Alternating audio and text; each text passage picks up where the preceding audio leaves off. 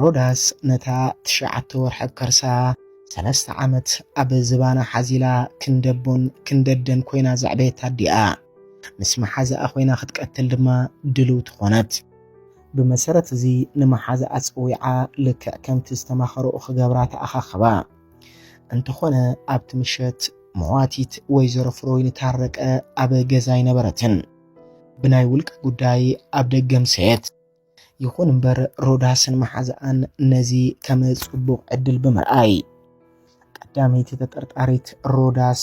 ካራ ሒዛ ኣብ ጓዳ ኣብ ውሻ ጠብ ዘሎ ጽልምት ዝበለ ቦታ ካልአይቲ ተጠርጣሪት መሓዛኣ ድማ ካብ ሳሎን ናብ ጓዳ ኣብ ዘእቱ ዘሎ መእተዊ ማዕጾ ተሓቢኣ መውቀጥ ቡን ሒዛ ተጸበየት ብዙሕ ከይጸንሐት ወይዘሮ ፍሮይን ታረቀ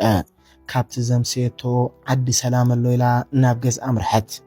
በር ገዝኣ ሳሎን ከፊታ ንውሻ ተኣተወት ድሕሪዚ ናብ መደቀሲ ክፍላ ቀጺላ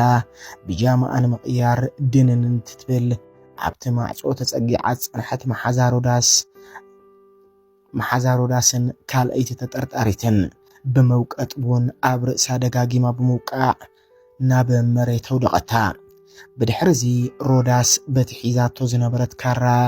ነዲኣ ደጋጊማ ብምውጋዕ ህይወት ኣሕለፈታ እታ ኣብ ሰለስቲኡ ምዕራፋት ቃልሲ ህዝቢ ትግራይ መስዋዕቲ ዘይከፈለት ዋዕሮ ህይወት ሓለፈ ሮዳስን መሓዛኣን ድሕሪ ኩነታት ነገራት ከም ዝሓሰብዎ ክኾነለን ኣይከኣለን ደመዋቲት ሙሉእ ንሙሉእ ገዛ ዓለቕለቕ ኣቢልዎ እቲ ገዛኣ ናብ ሲኦል ተቐይሩ እንተኾነ ኣብቲ ኻንሸሎ ሰብ ስለ ዘይነበረ ክሳብ ፍርቂ ለይቲ ነቲ ዝፈሰሰ ደምና ፀረጋ ናብ ሽንቲ ቤት ከእትዋ ሬሳ መዋቲት ጠቓሊለን ኣብ ትሕቲ ሳሎን ክሓብ ኣምሰያ ምንም ነገር ከይን ዘይተፈጠረ ንምምሳል ፀዓራ ኣብ መወዳእታ ድማ ነቲ ገዛ ዓፅየን ናብ ካሊእ ገዛ ምሪሐን ኣብኡ ሓደራ ንጽባሒቱ ዕለት 22 መጋቢት ንግሆ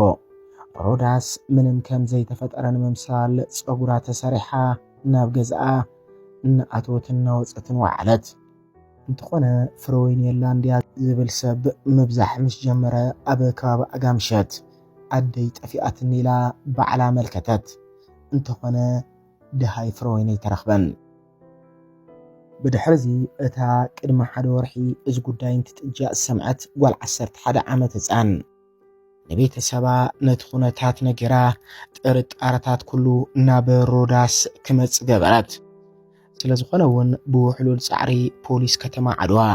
እተን ተጠርጣርቲ ድሕሪ ትቕትለት 2 መዓልቲ ናብ ቀይዲ ውዒለን